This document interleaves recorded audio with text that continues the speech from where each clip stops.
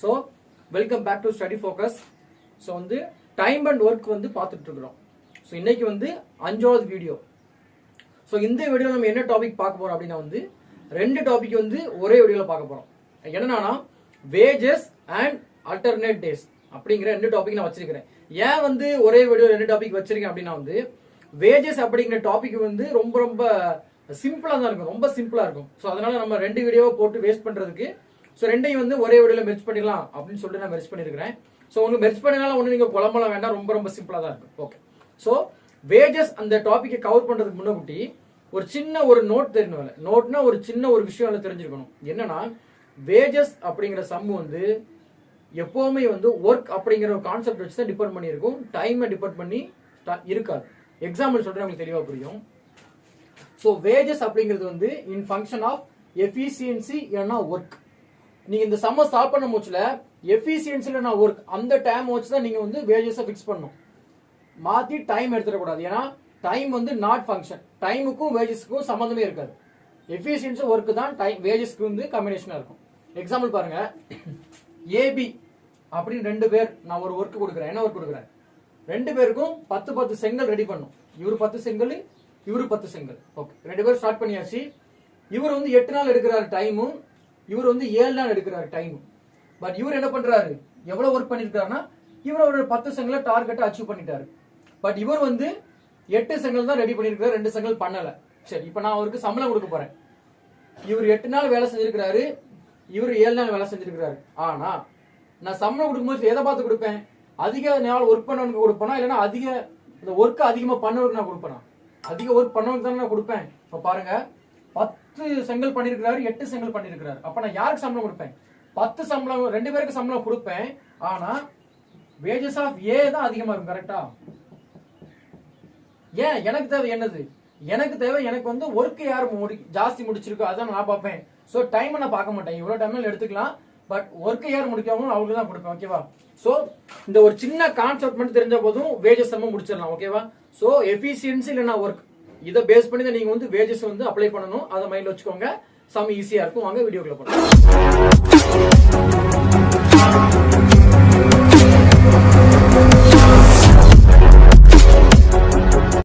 வேஜஸ்ல வந்து first sum பாத்துடலாம். என்ன கொடுத்திருக்காங்க?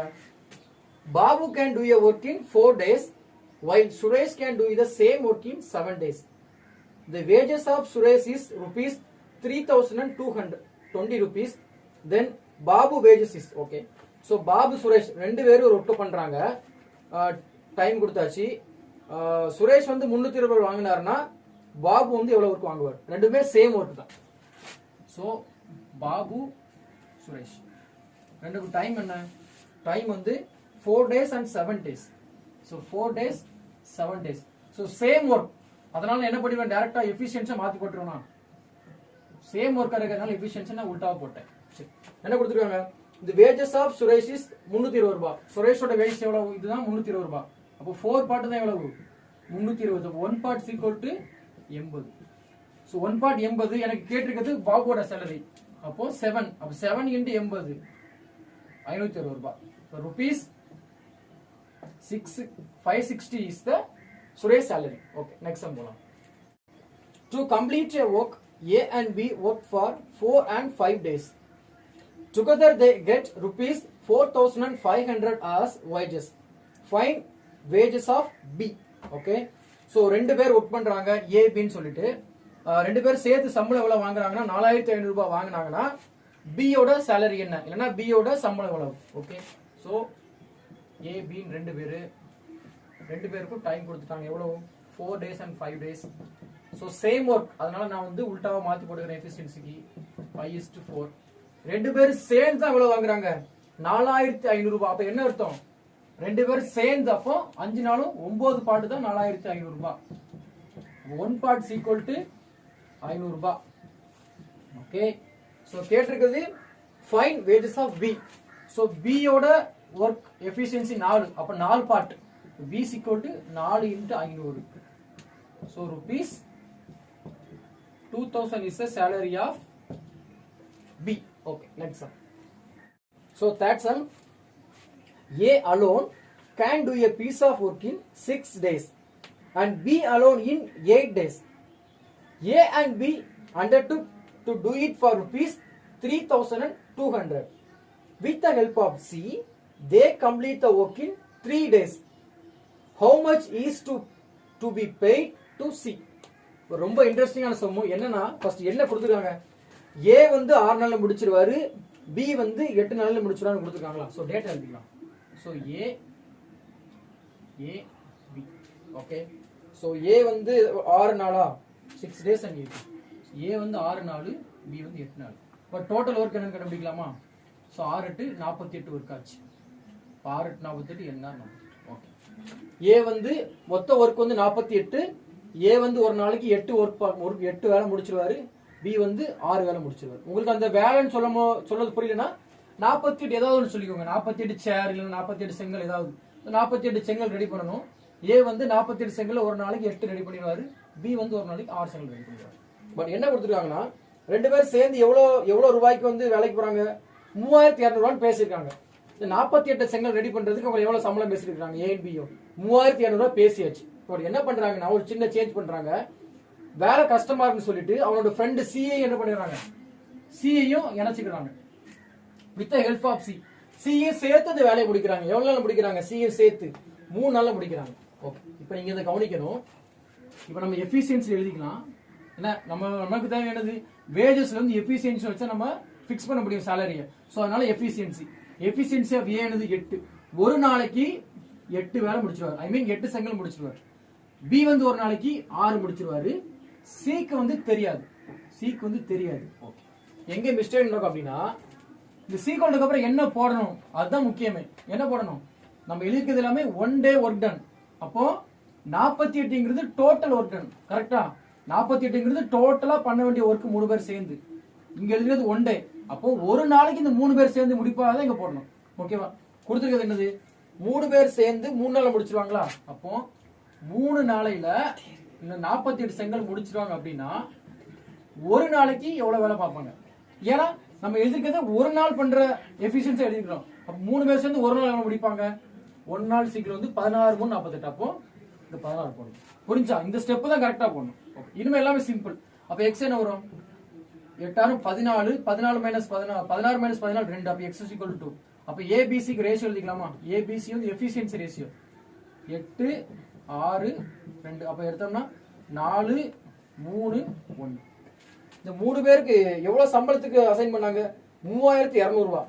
அப்போ 3 ரேஷியோ தானே, 4 3 7. அப்ப 8 ரேஷியோ தான் 3200 ரூபாய்னா 1 ரேஷியோ என்ன வரும், 400 ரூபாய் கேட்டிருக்கிறது.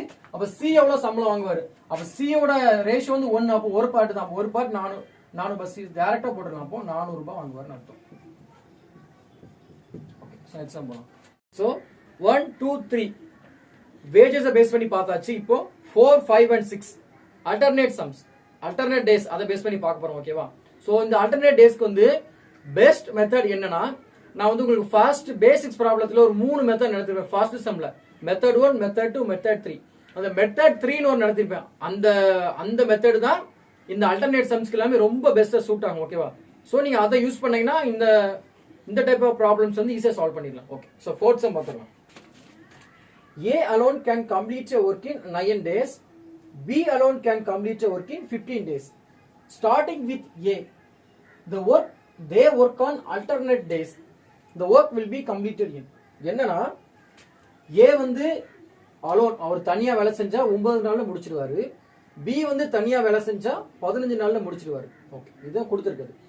ஸ்டார்டிங் வித் A தான் ஃபர்ஸ்ட் அந்த ஒர்க்கை ஸ்டார்ட் பண்றாரு அப்படின்னா 2 பேரும் மாறி ஒர்க் பண்றான்னு கொடுத்துருக்காங்க. ஆல்டர்னேட் என்னது, இப்போ ஃபர்ஸ்ட் டே A ஒர்க் பண்ணாருன்னா செகண்ட் டே B ஒர்க் பண்ணுவாரு, third day A, fourth day B, fifth day A, sixth day B அப்படின்னு சொல்லிட்டு மாத்தி ஒர்க் பண்ணாங்கன்னா அந்த வேலை எப்போ முடியும்னு கேட்டிருக்காங்க.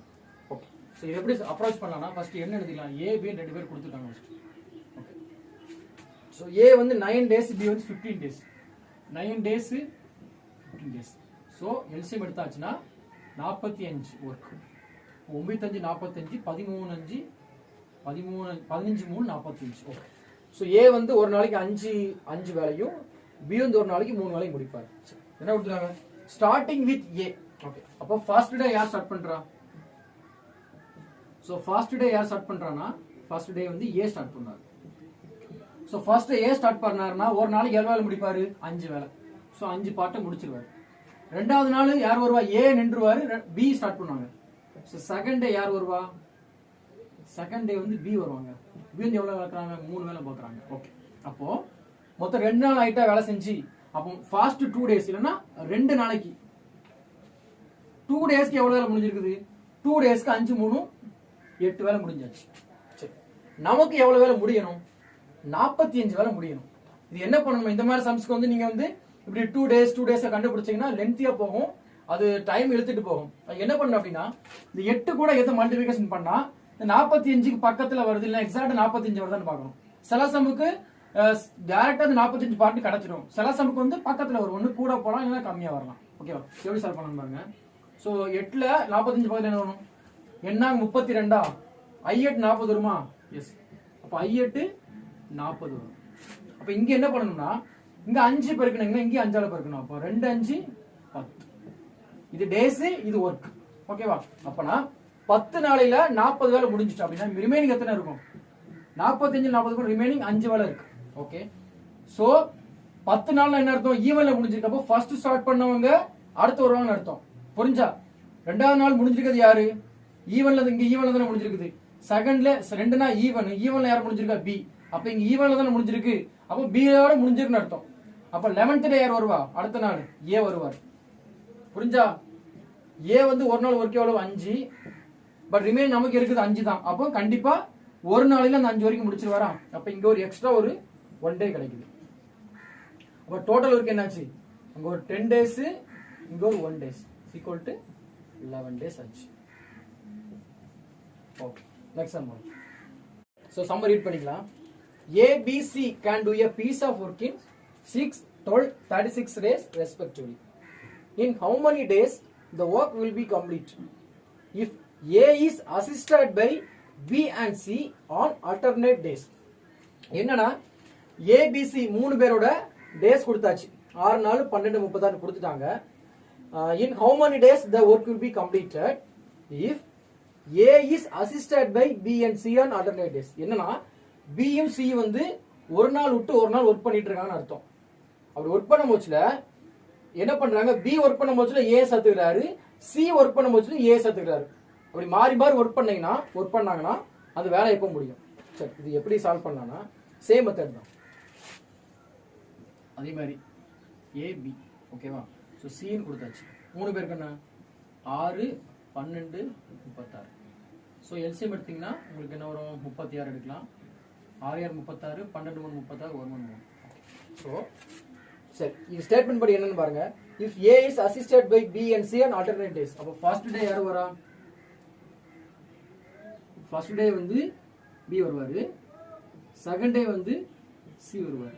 ஆனா அவங்க கொடுத்திருக்கிறது if A is assisted by B and C on alternate days. அப்போ B ஒர்க் பண்ணும் பட்சத்துல A சேர்த்துக்கிறாரா, C ஒர்க் பண்ணும் பட்சத்துல A சேர்த்துக்கிறாரா? இவங்க ரெண்டு பேரும் தான் ஆல்டர்னேட் டேஸ், ஆனா ரெண்டு பேருமே A சேர்த்து ஒர்க் பண்றாங்க அர்த்தம். கிளியரா? சரி, அப்ப B யும் A யும் சேர்ந்தா ஒரு நாள் எவ்வளவு ஒர்க் பண்ணிப்பாங்க? சோ B யும் A யும்னா 6 9 வேலை முடிச்சிருவாங்களா? C யும் A யும்னா C யும் A யும் ஒரு நாளைக்கு 7 வேலை முடிப்பாங்க. அப்போ டோட்டலா மொத்த ஃபர்ஸ்ட் 2 டேஸ்க்கு எவ்வளவு வேலை முடியுது? 16 வேலை முடியுதா? சரி, இப்போ நமக்கு 36 வேலை. அப்போ நமக்கு இந்த 16 வந்து அதை ஈக்குவேட் பண்ண அந்த பக்கத்துல கொண்டு வரணும். அப்ப என்ன வரும்? 12 36 16 32 வருமா? எஸ். இப்போ 16 32 இது ரெண்டாவது பெருக்கிக்கலாம். அப்ப இங்க வந்து 4 டேஸ் கிடைக்கும். இது 32. ஓகே, ரிமைனிங் என்ன இருக்கும்? 36 ஒர்க்ல 32 முடிஞ்சு ரிமைனிங் 4 ஒர்க் இருக்கும். ஓகே, சோ இங்க என்ன? ஈவன்ல முடிஞ்சிருக்கா? முடிஞ்சிருக்காது ஈவன்ல 4 டேஸ். அப்ப ஈவன்ல முடிஞ்சது யாரு? CA. அப்போ அங்க வரும்போது ஆட்ல வரும்போது யார் வருவா? அகைன் B plus A வருவாங்க. அகைன் B plus A வருவாங்க அடுத்த நாள், அதாவது 5th டேல வருவாங்க. ஓகேவா? அப்ப B plus A ஒரு நாளைக்கு எவ்வளவு ஒர்க் பண்ணுவாங்க? 9 டே. இவங்க ஒரு நாளைக்கு 9 ஒர்க் பண்ணாங்கன்னா 4 ஒர்க் எவ்வளவு நாள் முடிப்பாங்க? X is equal to 4/9. அப்ப டோட்டல் டைம் என்ன? அகைன் ஒரு 4 டேஸ் இருக்காங்க பிளஸ் ஒரு 4/9 டேஸ் இருக்கு. சோ நீங்க கூட்டிங்கன்னா 4/9 டேஸ்ல வந்து இந்த ஒர்க் முடியும். ஓகே, நெக்ஸ்ட் சம் போலாம். Last some. A, B and C can do a piece of work in 20, 10 and 15 days respectively. how long can A takes to complete the work if A is assisted with B and C on every 2 days. சரி okay. So first statement வந்து as usual தான், ஏபிசியோட time கொடுத்துருக்காங்க. Statement என்னன்னு பாருங்க. how long can A takes to complete the work, எவ்வளோ நாளையில ஏ அந்த work பண்ணுவாரு if A is assisted with B and C on every 2 days. என்ன அர்த்தம்? ஃபர்ஸ்ட் டே ஏ ஒர்க் பண்ணாரு, செகண்ட் டே ஒர்க் பண்ணும் போதுல பிஎஸ்சி அவர் கூட சேர்த்துக்கிடுவாரு. தேர்ட் டே ஏ ஒர்க் பண்ணுவாரு, ஃபோர்த் டே ஒர்க் பண்ணும் போதுல பிஎஸ்சி சேர்த்துக்குவாரு. ஸ்டேட்மெண்டோட மீனிங் புரிஞ்சுல? ஓகே, சால்வ் பண்ணலாம். ஸோ ஏ பி சி 20 10 50 20 10 50. ஸோ இங்க எல்சிஎம் எடுத்தாக்க 60 வரும். 20 3 60, 5 60, 15 60. ஓகே. ஸோ ஃபர்ஸ்ட் யார் ஸ்டார்ட் பண்ணுவா? ஃபர்ஸ்ட் டே வந்து ஏ ஸ்டார்ட் பண்ணுவாரா? ஸோ ஃபர்ஸ்ட் டே வந்து ஏ ஸ்டார்ட் பண்ணுவார். ஏ எவ்வளோ ஒர்க் முடிச்சிருப்பாரு? 3 ஒர்க் முடிச்சிருப்பாரு. ஓகே. ஸோ செகண்ட் டே என்ன பண்ணுவாங்க?